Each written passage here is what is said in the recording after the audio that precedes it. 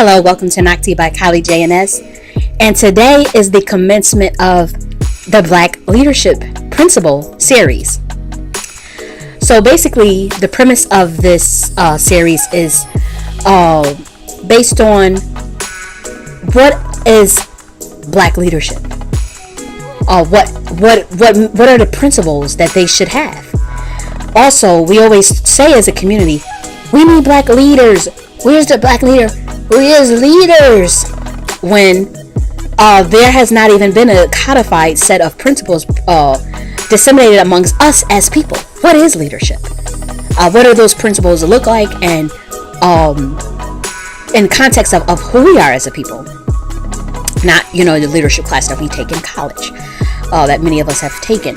But what is the leadership principles for the Black community?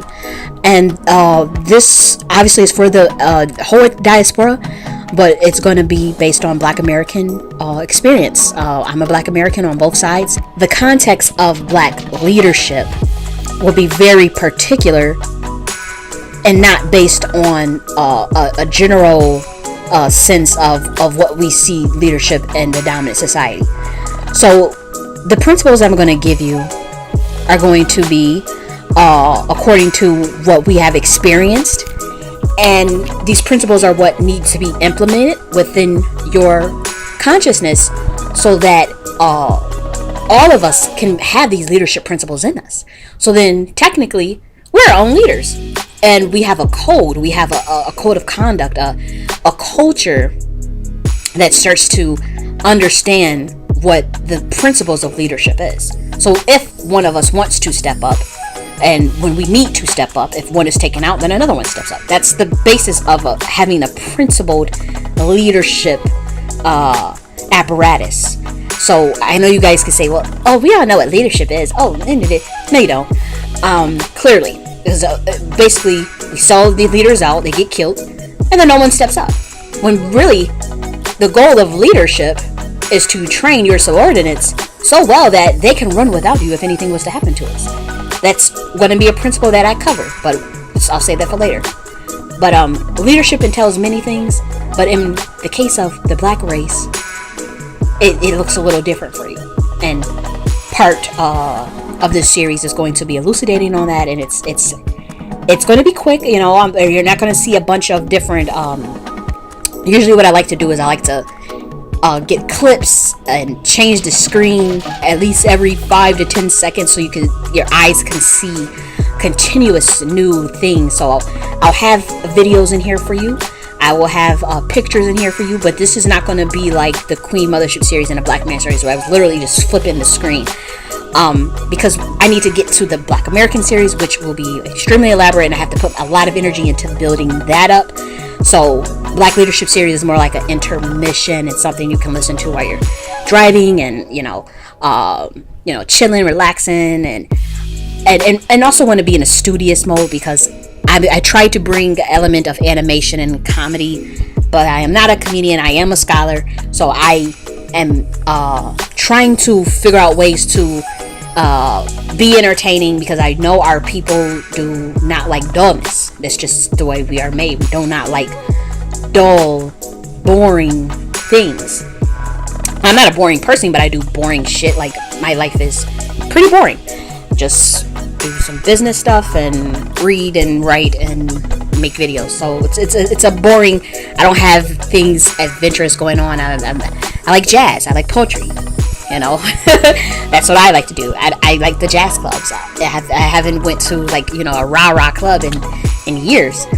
So those are the things that I am into. So I have to bring you this information in a way where you can digest it. So what is the first principle that we're covering today of the Black Leadership series, the Black Leadership Principle series? The first principle is stop selling out.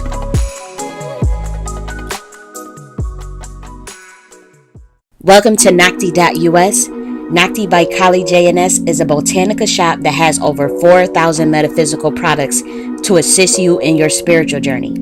on Nakhti.us, you can find all of my exclusive lectures that can't be found on YouTube. Just click on Shop Botanica on the menu, choose your category, and shop for your favorite items. You could also select a spiritual advisor to get a reading on decisions most important to you and check your daily astrology. Please check out my books, The Nakhti Philosophy and The Nakhti Queen Mothership. And stay tuned for weekly content. And don't forget to subscribe and share the channel so we can reach as much people as possible. Let's continue to help one another, transcend our consciousness, and let's rise as one in truth, power, and love. That should be your number one principle of leadership for the Black race. Stop selling out. So, you are your brother's keeper. An environment in which Black people are rewarded for not sticking together. We are rewarded for not sticking together. We should know that. 240 revolts, Black American revolts during slavery. None of them which were successful. What? Not because the people couldn't fight. Not because the people didn't know the land. Not because the people were intelligent. The slaves who revolted. No. Why did it happen? Other Black people told on them and say, look, they planting this. They go to the master or whatever they say back in those days.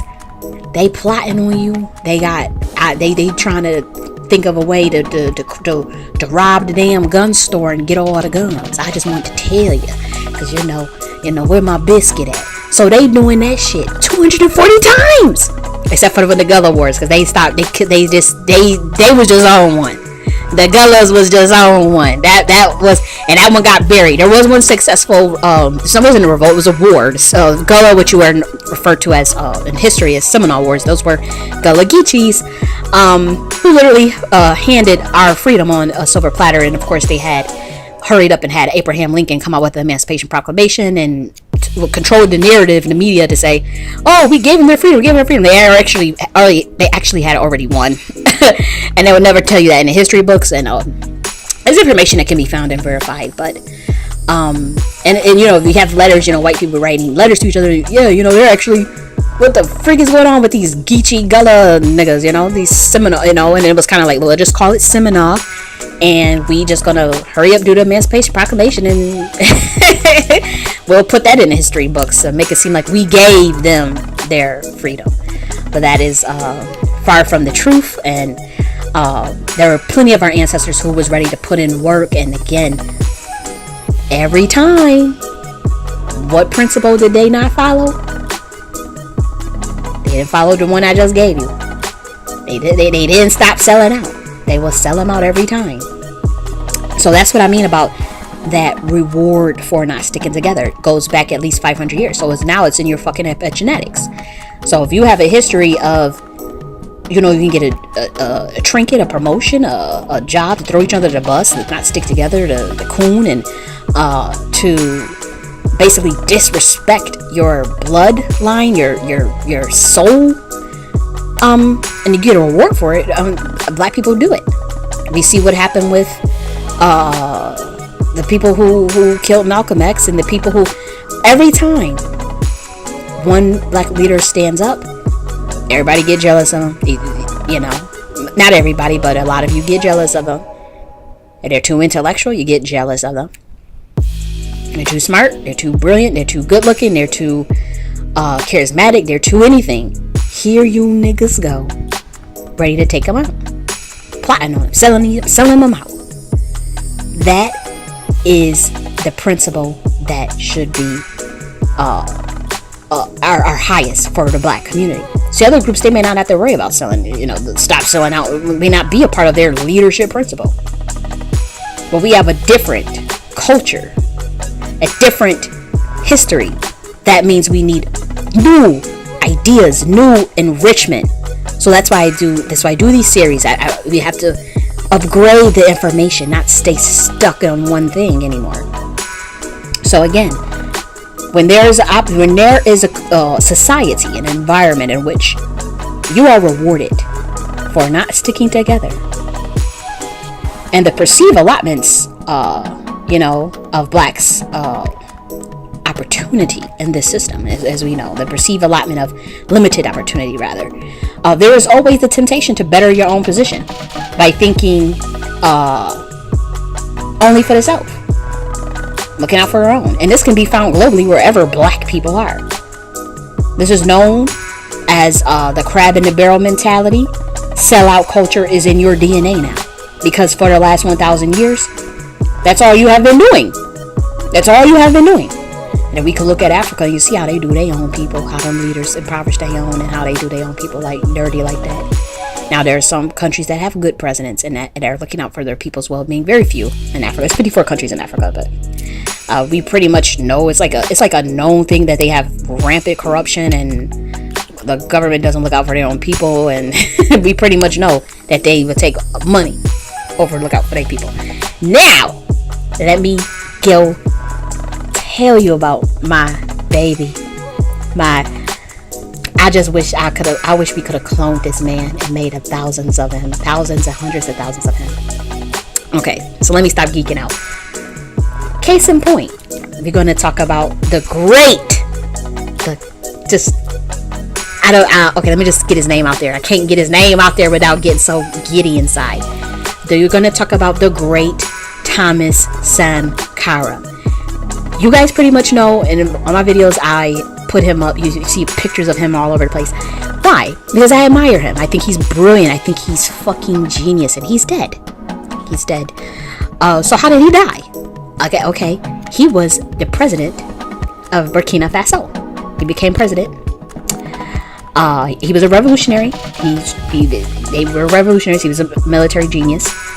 And Thomas Sankara was literally changing Burkina Faso. Like, you know, Burkina Faso was like number 2 in gold reserves. The world doesn't know that because they are one of the most impoverished countries on the planet. I want to say in the top 10.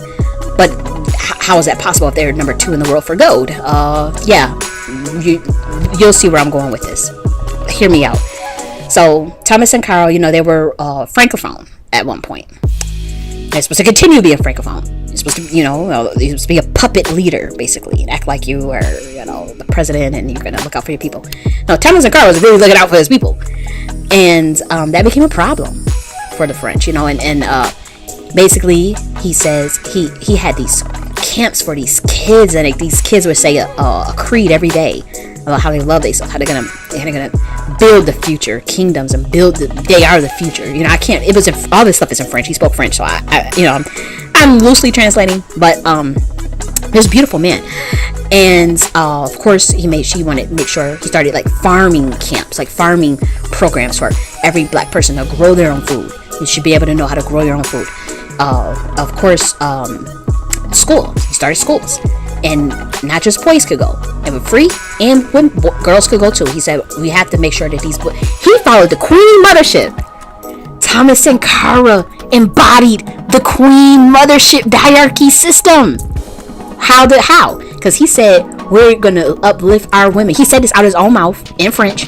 We're going to uplift our own women. These women, we're going to make sure that they are smart enough, brilliant enough. We're going to make sure we take care of them. We're going to make sure they know how to grow their own food, take care of their own baby, have enough food for themselves. We're going to make sure that their health is good, and we're going to let them go to school for free, and they're going to learn how to do basic skills around that we need for our society, administrative tasks. He knew the Queen Mothership. Why you think everybody knows his name now? He is known as the father of Africa. And Thomas Sankara is revered amongst many Black American women. I will say women. Our men, they ain't on that level. But I noticed, guess who I found out? Okay, I'm going to tell y'all how I've learned about Thomas Sankara. Because when I say, I wish I could clone him. I learned about him. Basically, I was in the BWE stuff. I was into what we call now the divestment movement. The divestment movement was not like what you see now, if we're resting in femininity and we're gonna just copy white women's femininity and then hopefully go and divest from and get a man of a different race. Divestment was pro-black woman is God, pro-black woman, and all of her glory getting enlightenment. It was a more cerebral thing that back in the day. It's not like it really took a very superficial turn, unfortunately. And I'm not knocking, I don't judge any black woman who's doing her thing and leveling up and all this stuff. Of course not, ladies. But what I will say is that the divestment movement, the BWE, these were like black scholars, like black women scholars, and they were not feminists. These were women who used to actually be in the conscious community. A lot of us, I used to be in the conscious community. Could name every black scholar and all this stuff, read all the books, we all know that. So it wasn't just me though, it was a lot of us that were actually like that. A lot of us who had bougie family members who were friends with Dr. Clark. Like literally, Dr. Clark will go to their house and eat dinner. Like literally, like when they were kids, they would go to their parents' house, eat dinner. They would go hang with Dr. Ben as a freaking kid. So these women that y'all love calling bed wenches so much, these are actually some of the most intelligent women in Black history that you will find. Yeah, those are some dumbasses among us, but these are some really brilliant women, and we will be talking and discussing things. And I'm not telling you like nothing that's confidential. I'm not breaking any codes or nothing like that, or code of conduct of Black women who had groups or whatever. I'm not doing that. Just saying something that was pretty much public. So one of the things I've noticed was that we would talk about Black history. We would be talking and we were discussing what actually happened in Africa before slavery. How do you think we all know about like the Queen Mothership stuff and all that? That's PWE stuff. So we would talk, and I remember one of the ladies, she's a woman actually, one of the ladies had brought up Thomas Sankara and was sharing his literature, because this guy is a fucking genius. She was sharing his literature, and all the Black women started reading. We was all reading it, we read it, and I was just blown away at how a Black man could talk like that about a Black woman. I mean, it was shocking. So we're like, who the hell is Thomas Sankara? And you should have just seen the glee in these women's eyes. Like you could just see, not that that made them male identified or anything like that. It was just more so like, what happened to our men? Like we were like literally like, that's what we were like, what the hell happened? Because they don't make them like that no more. And you should just see these women getting all hot in the pants for Thomas Sankara, because he was the truth and the light. And all those 2 million people was following. Like millions and millions of people were following this man.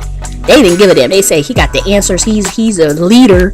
He don't sell out his people. He don't sell out his friends. He's the real deal. He helped those women and those men get jobs. He trained those men on how to fight in military combat. He helped those women get vaccinated. Good vaccines too, not the vaccines that harm you. Good vaccines for these women. I forgot what they vaccinated them with. I mean, for, I forgot what it was for. But within 2 weeks, he had vaccinated 2 million Africans so that they wouldn't get those crazy ass viruses. Those things that they get over there. Like probably was malaria or tetanus or something. I don't know. But feeding them food, make sure they're farming, getting seeds, procuring all different types of things that he was doing. He was just what we have been looking for as women, the Queen Mothership God that we were looking for. So he embraced the Queen Mothership. That's what we're talking about, Black men. Now, was he not a revolutionary? Was he not a leader? Does not of all of Africa honor him to this day? Does he not have statues? Is he not taught in the history books? They try to bury that man. You know that you can get. Okay, I'm gonna keep going. So basically, let me back up real quick. So, Black women were always talking about this Thomas Sankara. Black American women very much admire him. Why? Because that's what the woman is looking for. Any woman is looking for a man like that. That's why y'all don't like. That's why if you notice, Black men don't really be talking about Thomas Sankara like that. They don't be talking about him like how we do, and got him all of our videos and talking about him in private groups, swooning all over and reading his literature. No, they don't do that because they get jealous, because they know that what's in him is not inside of them. So the jealousy comes out. And guess what jealousy come out with Thomas Sankara? Guess how he died? He was sold out by his best friend. and his best friend became president. Y'all know that? The best friend became president. He's still president to this day. He got exiled though, because people got so tired of him selling them out, because he was basically a puppet. And they got so upset at him that they was like, we're going to put you in jail for killing Thomas Sankara, because we know you did that, and we're going to come after you. So he had to actually run in exile, like at the last minute, like on a helicopter in the middle of the night to get out of there, because he's a billionaire. You know, he's of course you get millions and millions of dollars if you do these things, if you go against your own people and stuff, So Thomas Sankara was killed, body chopped up in pieces, head chopped off. Best friend did this to him. His best friend, like not just like a random black person. He was my best friend of 20 years. He was so jealous of him. He was second in command. So he's the president, he's second in command. But I guess he figured, I should be the president. I should be the one. Knowing that so I guess he teamed up with, behind his back, with the French, and was like, yo, we gonna take him out for you. We'll do it. I'll do it. Because he was the closest to him. So who did they find? How else could they take him out? You gotta find someone that's closest to you. And sure enough, best friend chopped him all up to pieces. And then he got on the news, and as they said, oh, it was so sad. There was no tears. He was like, oh, it was so sad. It's just so sad that Thomas Sankara, what happened? And everybody knew he had did it. Like, people were saying, oh yeah, they saw him do it. Like, it was crazy. And Thomas Sankara was no more. They desecrated him, and guess what? When he became president, his best friend, guess what happened? If you mention Thomas Sankara's name, do you know that it could be put to death, or you go to jail? That's how deep it was. They erased his name from the books, but people still knew in their heart in Burkina Faso. That's why a lot of Burkina Faso men came to New York City, and you say Thomas Sankara, and they get real emotional. I have met, they do a lot of taxi driving and stuff. But yeah, so they have a lot of shops too in Harlem. So, they were telling me, they were just talking. They think I'm some, how they always judge us and stuff. And I've said, I was like, were you around when Thomas Sankara was in rulership? I just asked them a question. Was the king? It was the president. And they would just be like, yes, that's actually when he got killed. I left immediately. And most of them, they say that. They say, I left when that happened to him. That broke my heart to see that happen. And I just didn't want to. I knew our people was going to, go back under, Francophone society and pretty much be ruled through colonial masters. And it was heartbreaking, because guess what? They got so impoverished as a people. They was one of the most fastest growing economies in the world at this time when Thomas Sankara was president. And they made sure to kind of like make sure that it never happened again. So they went ruthless on them. Ruthless to these people. Ruthless. Like, when I say they impoverished them people so bad, and made sure that they had very limited resources. It stole all their resources. Mind you, Burkina Faso does have like natural reserves of gold. Like, I want to say number 2, and if I got that number wrong, it's at least the top 4. It's at least, but I remember reading top 2. So how could that happen? Come on. So once again, Thomas Sankara, the beautiful Thomas Sankara, who was he killed by? His own. A black best friend. A sellout. So stop the sellout culture. It's black leadership principles. Let's move on.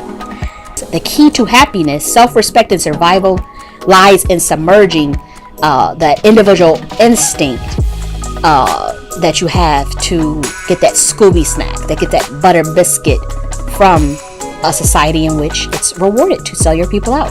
That instinct needs to be submerged for the greater common denominator of a universal solidarity. That's what needs to happen.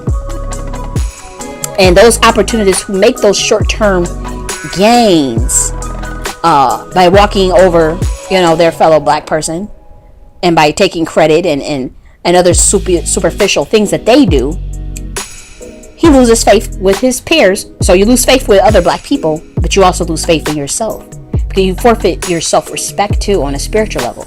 So that's obviously a horrendous thing to do. You get no shake in the universe being a fuckboy sellout.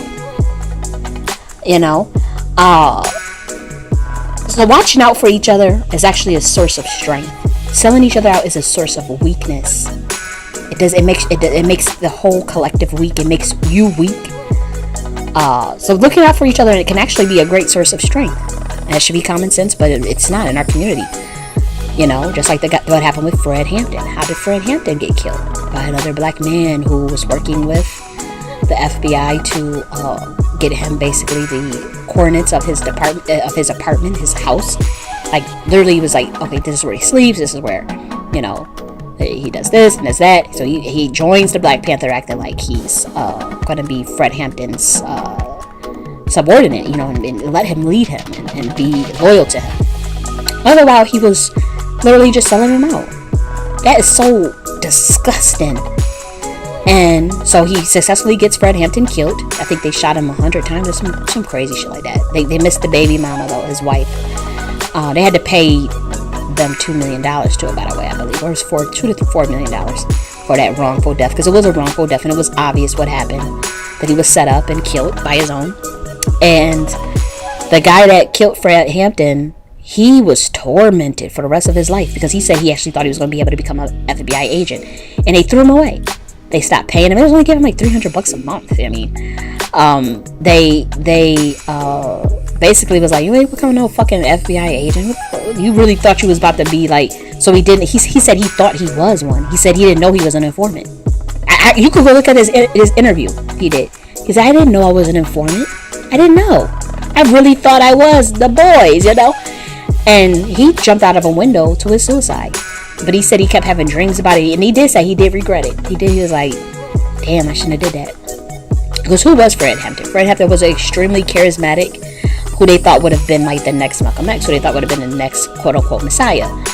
So they got him out. They had to get him out the paint because he was extremely well-intentioned, hard to fold, and it was obvious. It was very, very obvious that he would have been a force to be reckoned with. You know, just if you listen to a speech, a lot of black people would cry. You know, they would be crying listening to him talk because he was so motivating and so genuine and so pure.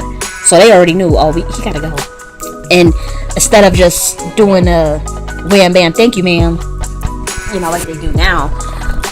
Because you black people don't stick together, and it pretty much know you guys sell each other in a heartbeat. So they actually, like, 12 people in Ferguson got never mind, I'm not even gonna get into that because that's very disturbing, and a lot of you don't know what actually happened with them Ferguson grassroots activists, because it takes lots of research to do this stuff, and none of this stuff makes the media. None. But anyways, the guy who killed Fred Hampton ended up tormented. He said he was regretful. He said, oh my gosh, I can't believe I did it. And nigga jumped out of a window, like a high top window, and just jumped out and just went crazy. Just jumped to his death. So, you know, again, the sellout stuff is very crucial to actually something that you should consciously teach your child. You should constantly teach your child to not be a sellout. And you know, wait till their proper age. I'm not saying 2-3 years old ramming this stuff in their head. I personally, you know, I have very, very strict, very, very strict parent. I'm not a parent, and I have helped raise kids, but I don't have kids. But yeah, I don't play. You know, I believe that each child can be more than he is, and she is, and more. Each child is actually quite genius and brilliant, and is very capable of understanding complex ideas more so than what you think.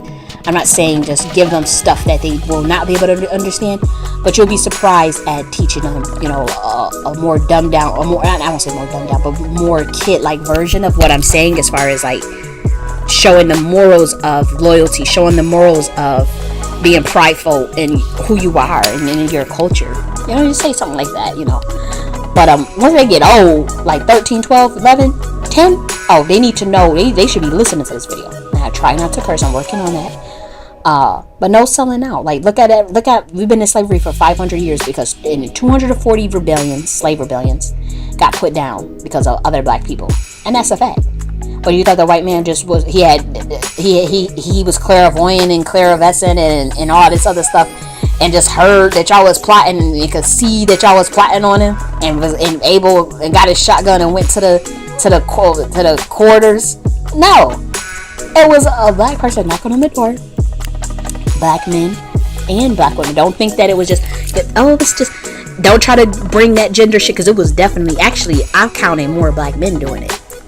So don't even try to say, well, it was a black woman. And no, y'all motherfuckers be selling each other out regardless of y'all gender, and y'all know this stuff. And I know y'all gonna get mad at me, and I know that a lot of y'all do not like to have a mirror held up to y'all. No human does. Nobody likes to.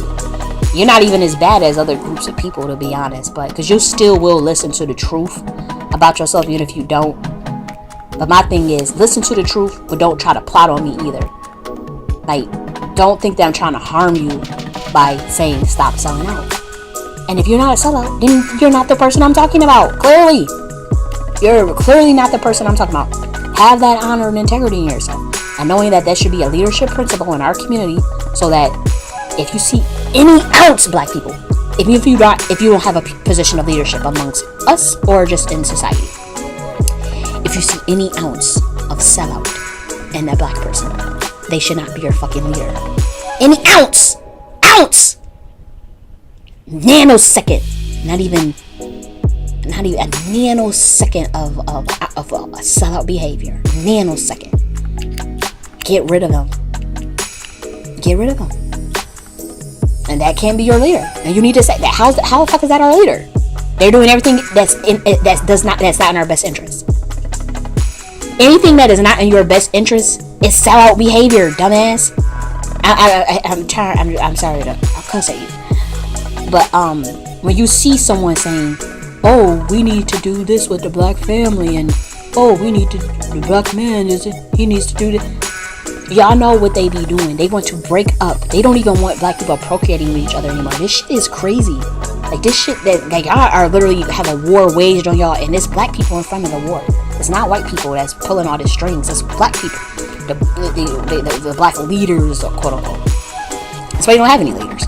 You don't have no Thomas Sankara, no Malcolm X around, no Marcus. You don't have no shit like that. No Marcus Garvey. You don't have no Dr. You don't have no Dr. Clark. You don't have none of that. What? You don't have no Francis Cress Wilson. What do you have? You don't have no Jewel Program? What's going on? And the other black leaders in the past, and of course, you don't have no Ida B. Wells. Where they at? Because y'all most likely sold them out, or y'all didn't rock with them. You didn't put them on the level where they should have been. Y'all was making fun of Frances Cress Wilson, calling her a clown and saying she was this and that. My thing is, Frances Cress Wilson was brilliant. We know that. I actually used to they used to have like an ancestor party for her, doing a contribution, and I went, because after she passed, of course. And I would say I agree with everything she said. The only thing I didn't agree with, and it's not even a disagreement, because everything she said was correct. And even if you were to, a lot of people, they can summon, spirits or whatever. Even if you were to summon her spirit and ask her, she was a little off with, she was a little off with being a little bit too male identified. And she regretted that because they didn't put her up on that level like she should have been. Not because what she said wasn't right, but because she should have been honored more amongst us as people. And she should have been known as the Queen Mother. She should have been known as a Queen Mother title, and given the title of a Queen Mother goddess amongst us, and have a holiday, being a museum exhibition of her life, a book about her. Where you niggas didn't write no book about her, of her life, or even a documentary. So she was always talking about the black man is getting attacked, and he's the one getting the war waged on him, which really is both. Actually, a womb of a black woman is attacked, but they always want black men to have to center themselves, because again, that's why they ass is at the bottom, because they keep trying to center themselves in the dark goddess universe, and it don't work that way. She created you didn't create her. So she was on that. She was, and if there's anything she does regret, it will be that. Because honestly, y'all know she was dead in her house for 3 days before anyone found her. Did the black man find her? No, the white man found her in her house dead.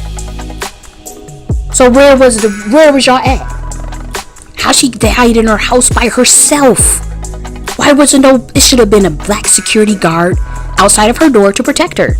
So when he realized she ain't coming out the house, or I don't hear no pots and pans clicking around, cooking and nothing. I don't hear the TV on.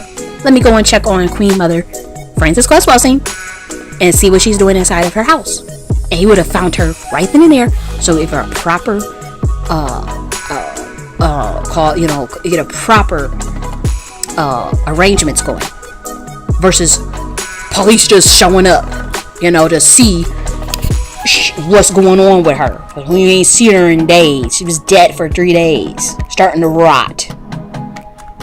Okay, that was ridiculous. Absolutely ridiculous. Disgraceful that she had to go out like that. There was a black woman. She started making Frances Cress Welsing jewelry, and I bought some. She had Frances Cress Welsing earrings with Frances Cress Welsing on the earrings, Frances Cress Welsing on the bracelets. Like her little picture, it was like beautiful little, like wooden jewelry beads and stuff but she was able to engrave a picture on the earring and stuff. That was nice. But it was a black woman who did it. Her whole life, 50 years talking about the black man, the black man, the black man, the black man, the black man, the black man. And y'all didn't even come. I think it was one man paid for her funeral. A black man paid for her funeral. And there was one black man that put her in, that looked out for her. But collectively, what she has done warranted a holiday. Y'all don't put her in y'all songs. Where's the Queen Mother song for Frances Cress Welsing? So that's what she says she regrets. And yes, you can go and contact her spirit, and talk to her. And she said, she was wrong about a lot of that black man stuff. She said, I should have been kind of more, because now you could see the dark goddess and the Queen Mother shit that was existed in Africa, and there was no time where ain't nobody checking for no. Come on.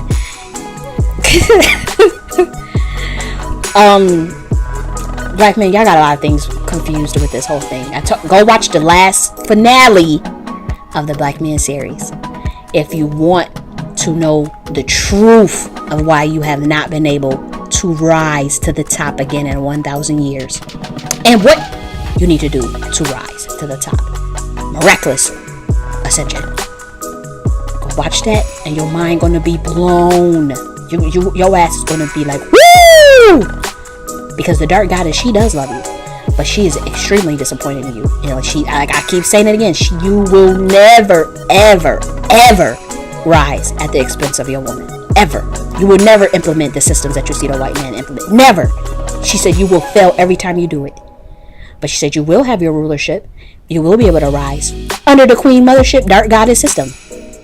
And I break down what the Dark Goddess is. I break down what Dark Goddess means. I prove that the Dark Goddess was in Africa. I prove that the Dark Goddess was in the original Hebrew Bible, in the Egyptian pantheon, in the Voodoo pantheon. I prove it without a shadow of a doubt.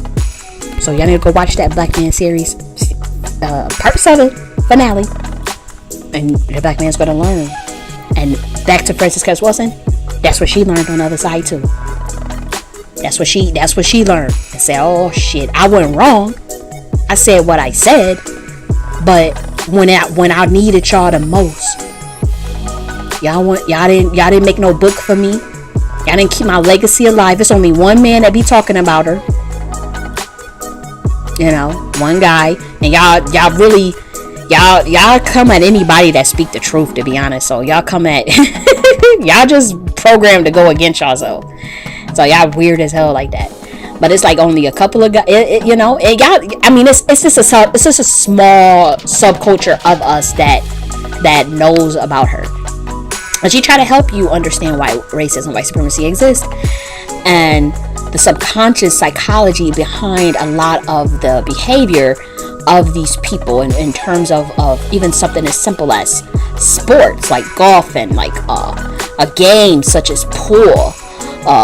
All of these different things that she broke down, and it actually makes freaking sense. And I can see it. She just gave y'all a couple of, but once you read that analytical psychology and you were able to understand it, once your mind is open, you'll see everything. When you think about it, white walls all in your house, white toilet, white tub, that obsession because everything is brown. When you go outside, the fucking ground is, everything is dirt, trees are brown, everything brown, you know.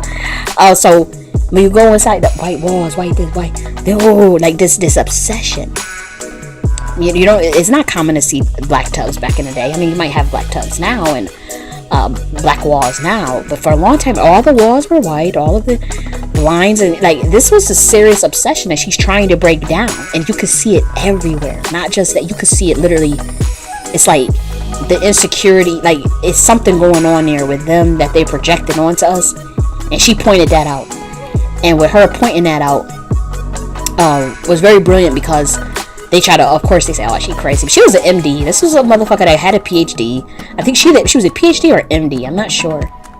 But she was the real deal. Like, she was a scholar. Like, she wasn't some quacked out person just, oh, you know. And even if she didn't have that, if she came to those conclusions, it still would have been the same thing, because what makes sense just makes sense.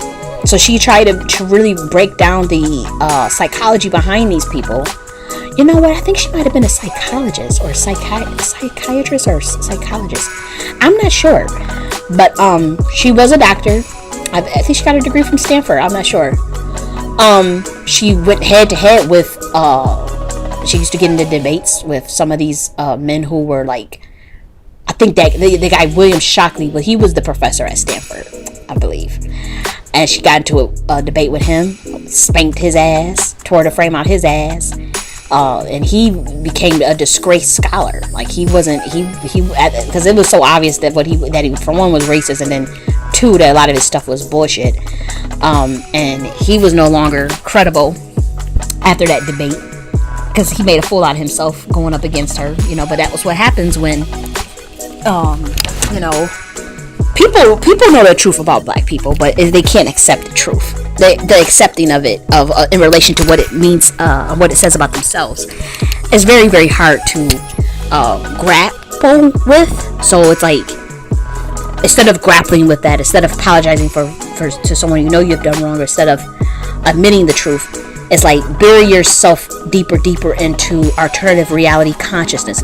Bury yourself into just go out with a bang, basically.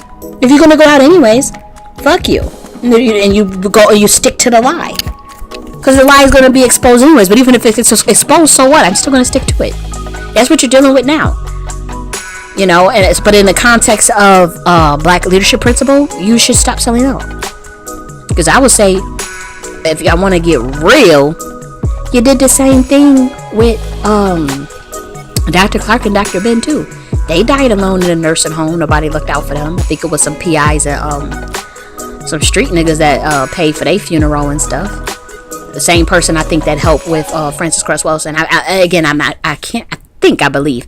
But I also know, so Cyrus Seti was looking out for Dr. Ben too, you know, and he was, at the time, he was, you know, kind of, I think he was still in the conscious community, I'm not sure, but he was just a young nigga too, running the streets. But he would go and get him shrimps, you know, because that hospital food was disgusting. So Dr. Ben say, you know, I want some fried scrims, you know. And Cyrus said he would go and get his shrimps, you know, and things of that nature. So, but these people, they relied on just random niggas. Like, it wasn't like a community that started a GoFundMe or funded them, or, you know, made sure that they could have 24-hour care, a health aide that can care for them 24 hours, wash their ass, feed them good food in their own home. Not no public nursing home, in their own home. Like, that's how we should have been looking out for them people. 24-hour aid, that's a legit one. Cameras where we can see weekly updates. Somebody should have been appointed a weekly updater, so the public can see them surviving and looking good and in health, even if they're old as hell. Cooked food for them, cooked meals.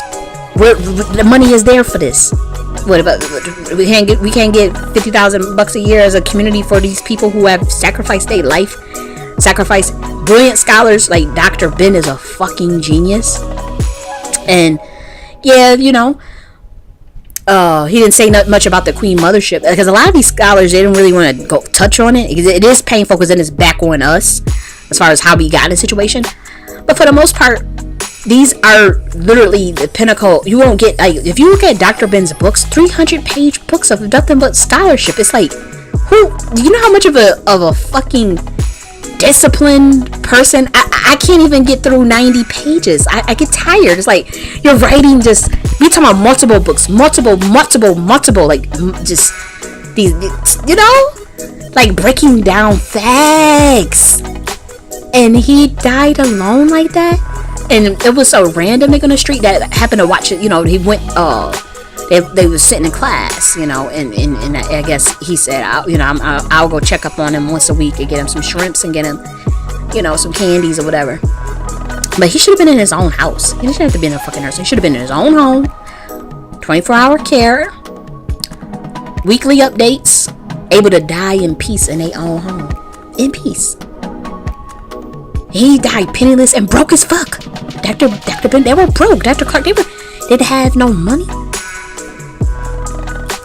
And they couldn't even pay for their funeral. They didn't even have their funeral paid for. They had a family. Like, no one was looking out for these niggas. And these guys got books still that's miracle books. If it wasn't for Dr. Clark, there would be no Black Studies departments in any of these universities. I think he was a professor at Columbia. What are y'all doing to each other? That to me is still selling them out. Yeah, I might not have got him killed like Fred Hampton and stuff, but just that envy that y'all had, Black men, where y'all just like, we gonna let him die in a nursing home. That's envy. And y'all think that nobody can see that y'all don't do your own like that. So y'all let Frances Wilson die in her sit in her house for 3 days dead. Like, y'all doing that to spite them, because y'all envious that y'all cannot do what they have done or think like how they can think. That's why you think Black leaders now, why you think they so selfish and only be looking out for themselves and making sure they get the bag, because they know y'all not gonna look out for them. If they was a poor righteous teacher like y'all claim y'all want all of us to be, nah nigga, y'all leaders now are gonna be entrepreneurs. They're gonna be teaching you and selling shit to you. You're gonna be buying the stuff, you're gonna be supporting somehow something. No one is going to give you their life is sacrifice for you, and then at the end of it all, your stupid ass not going to support them. And y'all do it on a collective level where it's subconscious. You are subconscious envious of the fact that they were able to have honor and integrity like that, and that they just would not fold like that. Like, it's like, because we all, everybody folded. Everybody not writing them books like that on scholarship and on African scholarship and trying to help Black people and trying to, like Dr. said, get Black people healthy and tell you the truth of who you are. Everybody just want to work their 9 to 5 for the man and act like none of this stuff is in existence. So do you get the real ones? Even if you do listen to them, if you do like them, even if you do agree with them, you don't want to give them no money. You don't want to support them because you're going to get jealous. And you're going to say, you got to do it for free because you said that you love us. You know good and hell well what y'all did to them people. That old generation. I'm not talking about to the newer generation. I'm 28 years old. I wasn't even born when these people was talking and doing all this stuff. I think I was born the year that Dr. Clark died. Like, I was just not born, you know. Or if I was a fucking kid that couldn't even do that for myself. So, you Gen Xers, whatever generation that did it, y'all think that we don't know, that y'all don't have our back. You didn't even have the kids back. Y'all don't have nobody back. Because all these people die under Gen X.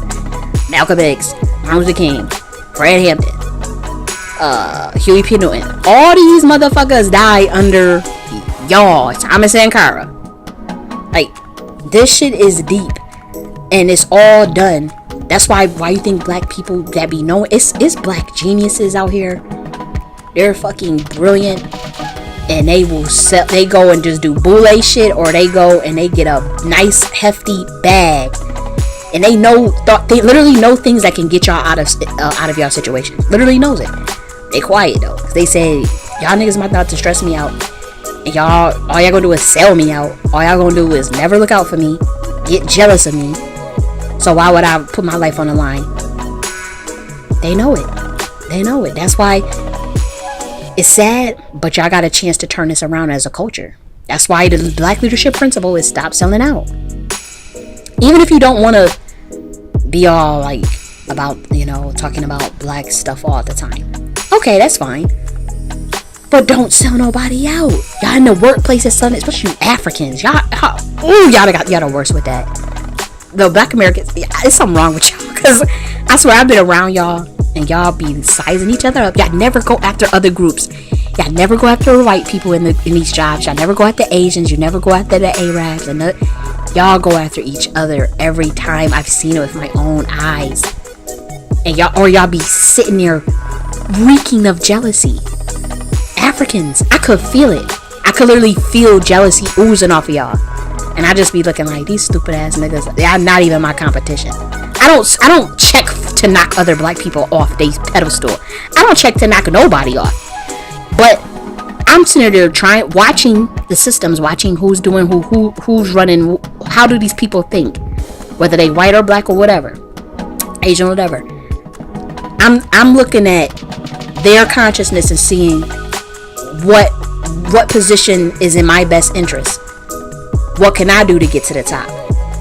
And it ain't throwing other Black people. That's what y'all don't realize. It's not throwing other the Black people. Y'all already at the bottom. So what the fuck y'all throwing each other for? Crab in a barrel, roach shit. Y'all already at the bottom. So you need to be thinking of who is at the top that you can cut a buddy with, not kiss ass, but learn from. How does the system work so that you can recreate it? How can you reverse engineer the system? Dumbass. How can you start y'all working at a tech company and y'all software engineers or whatever, but there's only a little bit of y'all and the rest is all white, and y'all going at each other trying to get each other fired when y'all stupid ass should be thinking of how can we start our own software engineering company, a tech company. Why I'm going to work for damn Meetup and all these other all this stuff. How can we create our own? Y'all fighting over each other for the Scooby snack, for the little tiny biscuit that they barely wanted to give you. That's why they locked a lot of the Black Americans out of this stuff, and y'all think we don't know. And they fill the quotas up with the docile African, who they know is more so like oblivious to racism, oblivious to the nature. We've been here for 500 years, so we know certain microaggressions, micro things, and so it's like you guys are probably more pleasant to be around, because us, we kind of like someone do a microaggression to a Black American, and a Black American would just do it back, whereas the African probably won't even be aware of it, or the Black American will complain and tell. But if you're fucking with someone like me, you do something microaggressive to me, I'm going to do it back to you and get off it and love it and love every second of it. And I'm not gonna say, why is there microaggression to me? That hurt my feelings. Do it to me, it's gonna be done right back to you within a nanosecond of when you do it to me. I don't give a shit. And then because the microaggression you can't prove. You can prove it's bullshit that you can't prove. So everybody do microaggression to me because they're racist, but it's like I can't prove it. So even if you speak out on it, you sound stupid, you sound paranoid. That's what a microaggression is to make you look crazy. So it's like even if you speak out on it, it's meant to hurt your feelings, but only you know. All Black Americans know what a microaggression is. But my motherfucking ass, you do it to me, it's getting back done to you, whoever you are. And it works like a charm. Every time I do it back, nobody ever fuck with me again. Ever. Like, I don't do this to complain. I'm gonna go, woo, woo, go in HR crying and all this stuff and acting like a victim, because I'm not no motherfucking victim. You fuck with me, it's getting back done to you. I just don't. One time a lady, I was with my nephew, we's like in this bougie ass grocery store where there's no Black people in there, but I only like organic shit. I'm not saying I eat the healthiest because I don't, but I do get everything organic, even if it's organic cookies and shit, you know. So we go into the store and we walking around. I'm telling my nephew, okay, you only can get certain things, you know, you're not allowed, he's not allowed to eat anything with chemicals in it. He only can, if he have candy, but it has to be organic candy with very little chemicals in it, no dye, no nothing. So when you spend time with me, you already know you're not getting no crazy shit. So this white lady, she calls herself, you know, she started following us in the store. So she took the cart and blocked me and my nephew when we were looking at, I want to say we were looking at some breakfast sausage. I was trying to get him some breakfast sausage, and she blocked us in with her cart, like put her cart so we couldn't move. So instead of, oh, woe is me, the life of a Black American, I followed her motherfucking ass back. Followed her around the store, bumping my car into her car. Oh, and acting like, I didn't know. I didn't even apologize. Blocked her ass motherfucker back in. Where she went to get some cereal, and I blocked her. Boom, boom, boom. Can't move. Can't do nothing. Asked to move my cart. Asked me to move my cart. Say excuse me. Because when she did that, I just pushed her cart out the way. And I was like, did you say excuse me? Oh, I didn't see you there. It's the same thing. Now she turned so red because she knew I knew what she did. I would have been able to prove it if I would have went to the manager and called myself, asking, you know what you did, you know. What did you do? What are you talking about? Oh my gosh. Lying to my face, knowing what you know with your stupid, know what the fuck you was doing. I don't do none of that. I just get calm. I do the same thing. My nephew really thought I was crazy too, but he knew what she did because you could feel racism. Like the place that I'm talking about is extremely racist, dude. So he already knows about racism. So he knew, like, why is she doing it? Why is she looking at it? Let's do it back. Because it's not like, you would sound crazy if you try to, like, telling you that's what a microaggression is to make you think you're crazy. Or if you do complain about it, you look crazy. So you gotta do it back. Black people, y'all always complaining and doing some stupid shit and complaining and thinking that, like you the victim. Do it back. You're not gonna go to jail. It's not like I'm telling you to commit a crime. I'm telling you, if someone do some micro stupid shit to you, like, I'm gonna give you another situation. There was this girl that I was working in a group with, and we were supposed to, like, we had basically a memo of we were giving our ideas of what we wanted to propose or whatever. So I put my ideas first. I said, hey guys, put my ideas is there, check them out when y'all want to. Okay, I'm gonna check them out and I'll add to them as need be. Okay, whatever. I knew that was some fuck shit. I knew she was on. I already could tell. I could look at somebody and tell that they stupid as hell. So she goes on there and she said, I'm adding mines today. So this is what she did. She put all of my writing in red and put all of hers in green, and my name was first. My name was first in the document, and put my name under hers in red, and my name was under hers. Now, anybody knows, well, you know what red and green mean. Then, why would you change the order of that the document was going on? That's microaggression. That's stupidity. That's insecurity. That's someone projecting their bullshit onto me. But again, I'm going to throw it back. I'm going to mirror your behavior. So, what I do, I start deleting her shit. I put her name underneath mine in tiny ass font. Put my name big and bolded. Put my shit in blue. Because I didn't want to change her. I should have changed the color, but I didn't. But I put all my shit in blue. And I was just, because she was like trying to question me. And I was like, well, it should be obvious that we would just need to do more research. I don't even see how you cannot see that. I was just being passive aggressive. I just was like throwing it back. So I make sure my name was first. Put it all big, bold as hell. And put hers in tiny and spelt it wrong and everything on purpose. Spelt it all wrong and shit. And she never, ever, ever pulled no shit like that with me again. Ever, ever, ever. Never. Because we would just go back and forth. I don't care. Because my thing is, I can't prove. The thing is, if I was to go to a higher up or go to the dean or go to whoever, I cannot prove that what you did was based on racism stuff. I just know it because I've been here for 500 years. I know the soul of these white Americans. What's left of it. I know these people like the back of my hand. I've been around them my whole life. And obviously Black Americans have admixture with them up to 50, 60%. Their average is 30, 20%. So we know the beast within. And we know these motherfuckers. That's what we try to tell you crazy Africans, that y'all need to stop trying to one up and try to be in competition with me. Y'all don't even know what y'all doing. Y'all competing for scraps. Y'all literally do not know what the fuck y'all doing in this system. Y'all, I'm not saying act like us, but y'all need to be a little more savvy, and y'all need to stop going after us, and y'all really need to be intelligent enough to just know that nothing lasts forever. And even if you do think we just gonna do this, like how you see how quick they shut down the Nigerians and it took away their visas and stopped letting them in the country and all that stuff. Once they found out that they was saving all their money up and buying up all that damn land in the U.S. Once they found that out, what you think they ain't coming? They literally slow. They so mischievously and so succinctly and quietly got y'all asses up out of the paint. And I knew that was going to happen as soon as I read the document that was out and I saw it on white people commenting. I saw, oh, they're going to come after them. And Black Americans, they ain't say nothing. We ain't have your back. We didn't say nothing because you always threw us under the back. You always backstabbed us. You backstabbers for years. So no one cared because it was like, oh, well, we already warned y'all. We already told y'all. Get y'all money and save y'all shit and send y'all shit back home. Buy up land back home. Start building up your own shit. Ain't nobody say go back home. But if y'all know y'all working and y'all making that 6 figures, save that money up. Why are you buying a Mercedes? Why are you buying a $600,000 house on credit when you could save all that motherfucking money up and start to build? Even if you don't want to go back to Nigeria, there's 54 countries in Africa. You can go to one of the more developed ones. Y'all didn't want to listen. Y'all can go to the Caribbean. Y'all didn't want to listen.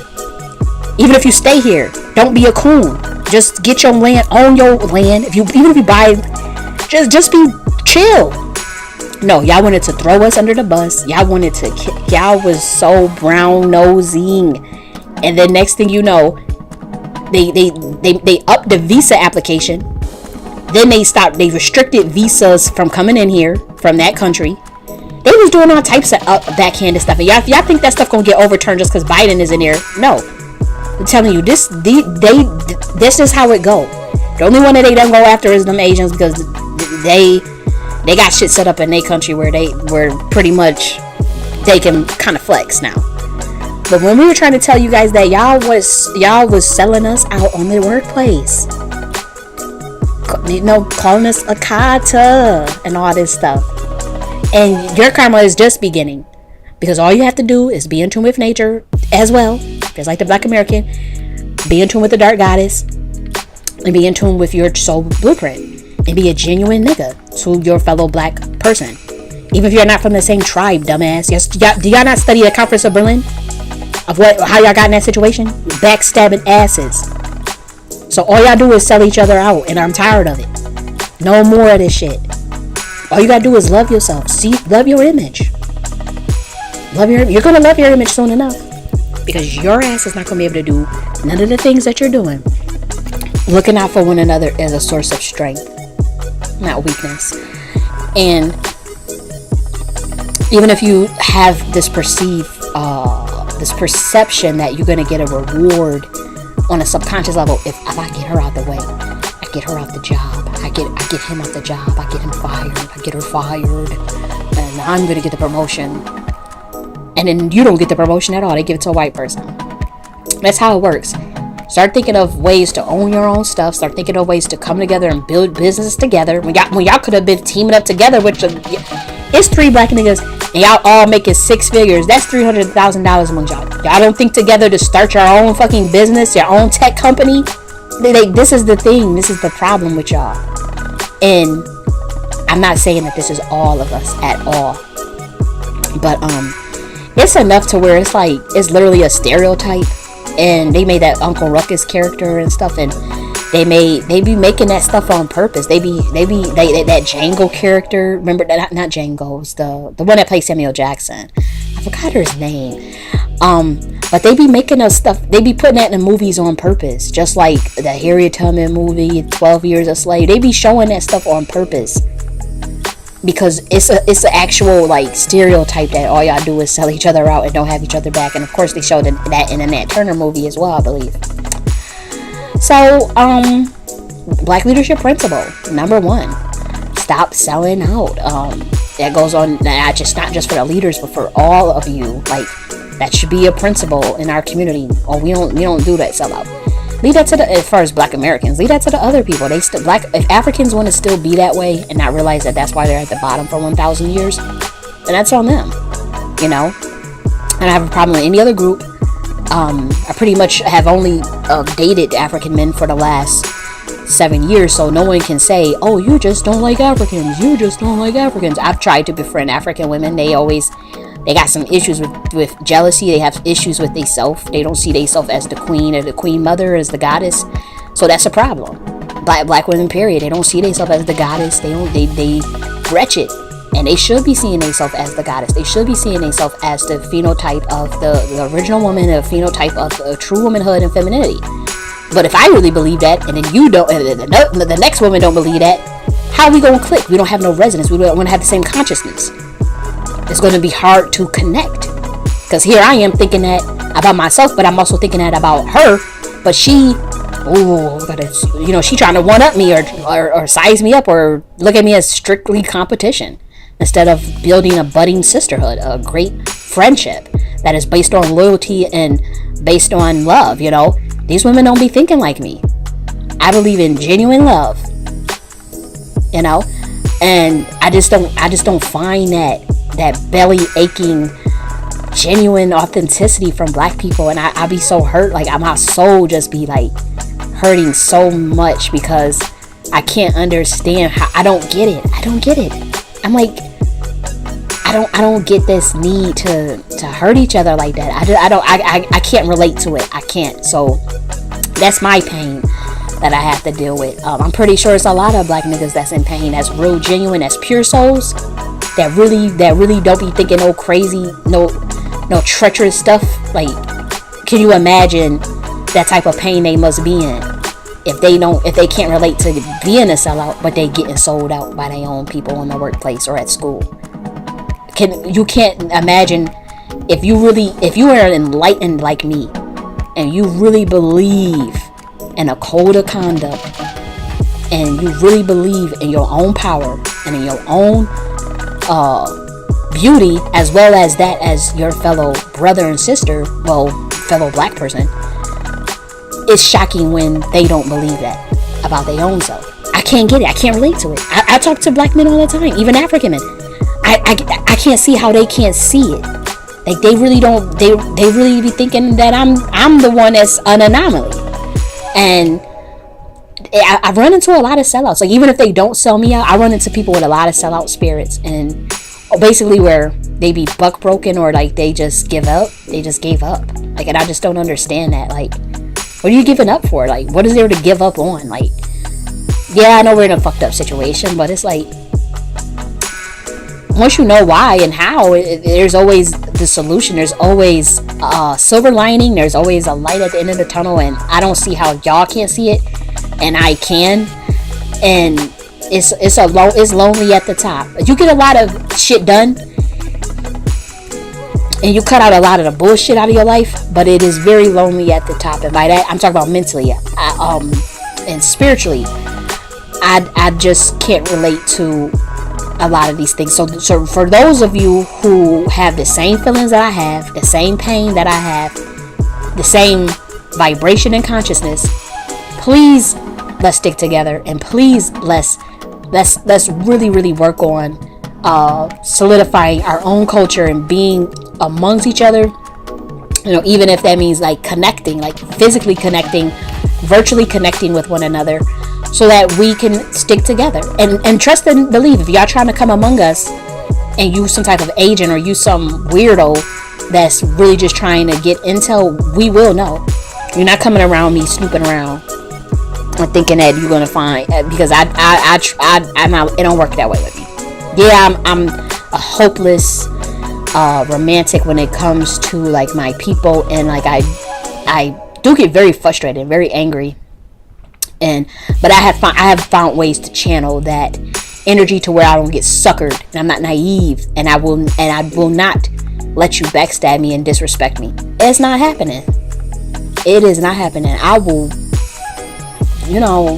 get the dark goddess, and I will yank y'all asses up. I'll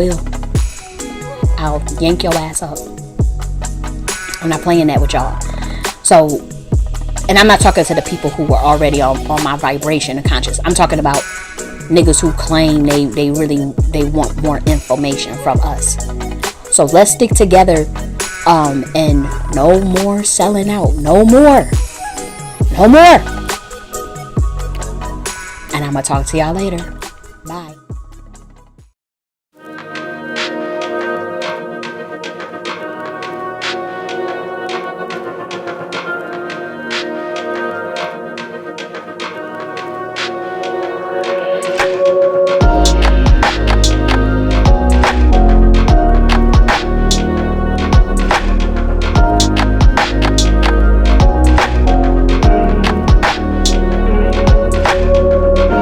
Welcome to Nakhti.us. Nakhti by J.N.S is a botanica shop that has over 4,000 metaphysical products to assist you in your spiritual journey. On Nakhti.us, you can find all of my exclusive lectures that can't be found on YouTube.